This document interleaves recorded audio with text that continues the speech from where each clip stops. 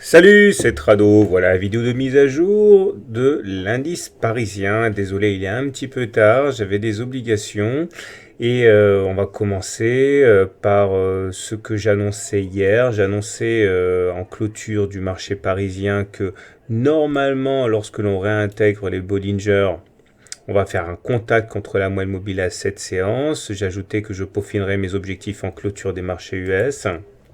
Et malheureusement, à la clôture des marchés US, eh bien, nouvelle fébrilité. Si le Nasdaq gagnait un petit peu de terrain, eh bien, le SP 500 finissait étal, mais le Dow Jones décrochait de 0,6%.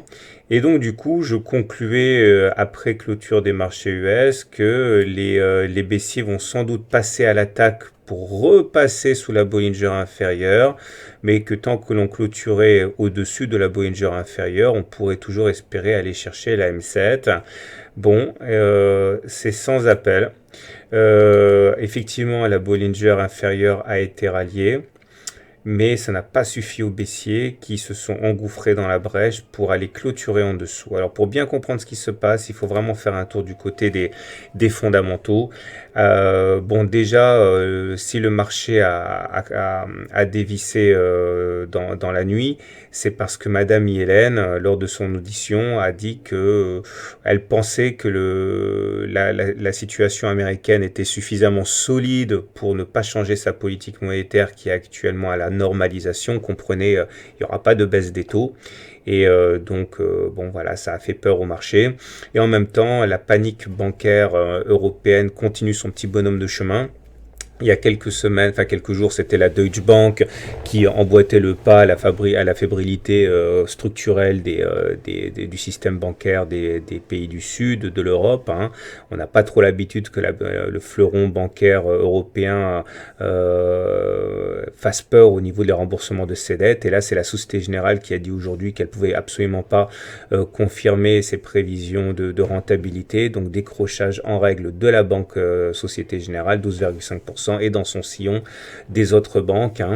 Et tout ça, ça nous donne cette horrible séance du CAC avec moins 4,05% qui nous a amené à enfoncer d'une part ce support à 3925, reprenons-le, c'était le plus bas du 16 décembre.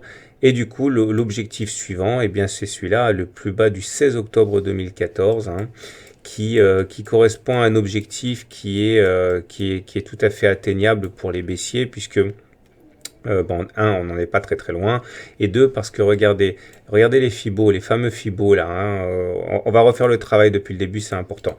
On prend le point le plus bas, le plus haut de la vague de baisse, on prend le point le plus bas, et ça nous amenait ici. Et donc du coup, je disais hier que le problème, c'est qu'on avait calé juste sur les 23,6% de Fibonacci et que du coup, on pouvait pas véritablement viser les 30,2, 38,2 parce qu'il aurait fallu que l'on clôture entre deux niveaux pour espérer chercher le niveau suivant.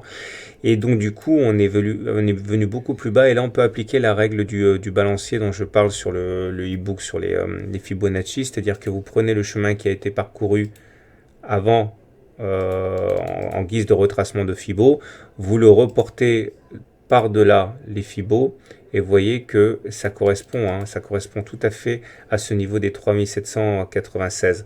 Alors, j'étais interviewé ce matin par TV Finance où on me demandait ce que je pensais de la baisse en cours. Alors là, je vais mettre le lien sur le site, mais je reprenais le graphe mensuel et je disais que à ce niveau, si on se met sur cette unité de temps, on voit que le support crédible de référence, c'est 3800. 3800 parce que ça correspond à un plat de SSB.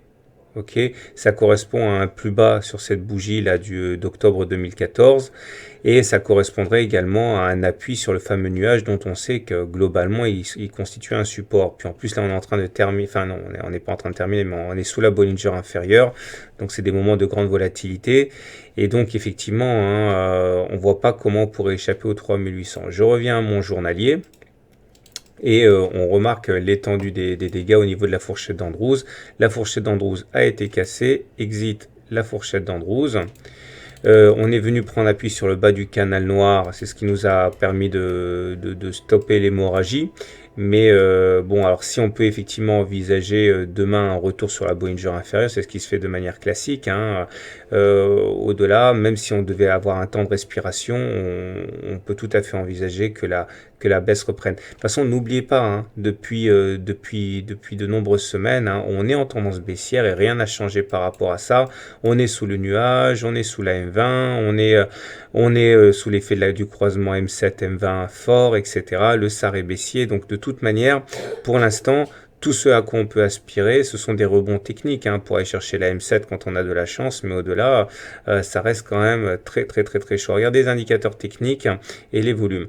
On avait une divergence haussière, mais bon, vous voyez, hein, comme on le sait bien, hein, une divergence haussière en tant que telle ne suffit pas à acheter, hein. C'est simplement que ça montre que la baisse en cours, eh bien, est soit sur le point de s'arrêter, soit irrationnelle. Voilà, c'est le cas, hein. C'est pas irrationnel, mais en tout cas, c'est très épidermique. On retrouve sur le stochastique la divergence haussière, sur le RSI, la divergence haussière aussi, mais on repasse dans la zone de survente sur le RSI, donc la reprise en main des baissiers est évidente. Alors, je vais enlever ça et regarder un petit peu les volumes, parce que j'ai reçu pas mal de mails en me disant on est étant proche de la capitulation. On a tendance à dire effectivement que pour les fins de baisse, il y a généralement, je l'ai dit hier, hein, une augmentation des volumes. Alors là, effectivement, les volumes augmentent, mais ils sont pas exceptionnels non plus. Donc ça, c'est pas vraiment une capitulation. Je vais vous montrer ce que c'est qu'une capitulation en termes de volume. Regardez, c'est ça. Ok, c'est ce qu'on a eu ici sur la séance du 24 août 2015. Et vous voyez, après on est monté, on a eu un accès de faiblesse, mais c'est ça qui nous a donné derrière une hausse qui nous a amené de 4330 à 5000, hein. Donc voilà, ça c'est une séance de capitulation, mais il faut savoir que parfois il n'y a pas de hausse des volumes sur les plus bas, hein. Par exemple, bon, là, c'est encore une séance de capitulation. Regardez, hein, c'est très beau sur le 16 octobre, augmentation, explosion des volumes. Maintenant, encore une fois, c'est pas toujours le cas. Mais voyez à quoi on peut s'attendre, hein. Pour l'instant, on n'est pas dans une séquence de capitulation. Même si, encore une fois, je le répète, la hausse des volumes n'est pas n'est pas indispensable pour une fin de baisse, mais c'est toujours mieux. Donc voilà où on en est, c'est baissier, c'est rebaissier. Donc demain, ah oui, les autres marchés maintenant. Alors quand on regarde les autres marchés, bon, on voit que c'est la débandade aussi naturellement, hein. Le DAX, bon ben, on a même plus de support évident avant 8370, hein, qui correspondent au plus bas du 15 octobre aussi. Bon, là pareil, hein, on termine sous la Bollinger inférieure, on fait un nouveau T1, etc. Pour l'Eurostock, là j'ai carrément rien trouvé sur l'unité journalière. On peut remonter aussi loin qu'on veut, on trouve rien sur le court terme. Là, le support, ben, il est comme sur le CAC, hein, c'est le bas du canal, mais c'est pas pour ça qu'on va pas aller plus bas. Le seul point positif, j'ai envie de dire, c'est le SP500, parce que le SP500, lui, il a rebondi sur un support, là, puis il réintègre les Bollinger, et il nous fait un turtle soup. Alors le turtle soup, je vous rappelle ce que c'est, hein, c'est un nouveau plus bas de 20 bougies. Regardez, ça c'était le précédent plus bas. Ça c'est le nouveau plus bas. On est bien allé plus bas que le précédent plus bas, mais on termine plus haut que le précédent plus bas. Ça s'appelle un turtle soup. Ça, normalement, c'est un setup, hein, qui fait que normalement, on devrait aller plus haut dans le court terme. Mais là, j'ai tellement peur de ce qui peut se passer au niveau des marchés asiatiques, etc., que, bon, vous avez compris, il faut voir ça comme un signal de rebond, mais à prendre avec circonspection, parce que, voilà, la situation est ce qu'elle est. Donc, clairement, ce que j'envisage pour demain, c'est qu'on aille tenter de repasser la Bollinger inférieure, hein, c'est-à-dire la Bollinger inférieure, elle est là. À mon avis, il va y avoir tentative, hein, mais est-ce qu'on va réussir à repasser au-dessus de la Bollinger inférieure? De toute façon, les analystes techniques ont tous, hein, les 3800 en ligne de mire, hein. Ça fait un moment que ce chiffre fatidique traîne sur tous les graphes de tous les analystes techniques. Bon, voilà, l'analyse technique et la bourse, c'est aussi des phénomènes moutonniers. Donc oui, au rebond pour aller chercher la Bollinger inférieure, mais au-delà, je pense que tant qu'on n'aura pas la capitulation qui rassurera tout le monde, on sera dans un équilibre extrêmement précaire. Voilà, je vous souhaite donc une bonne soirée, de bons trades. Je vous dis à demain pour la mise à jour. Je ne mettrai pas de mise à jour en clôture des marchés US parce que voilà, la clôture est faite, vous l'avez vu. On peut espérer, je le redis, un sursaut demain, mais bon, oh, ça va être quand même très très dur pour voir ici un plus bas absolu, hein. Voilà, à demain pour la mise à jour.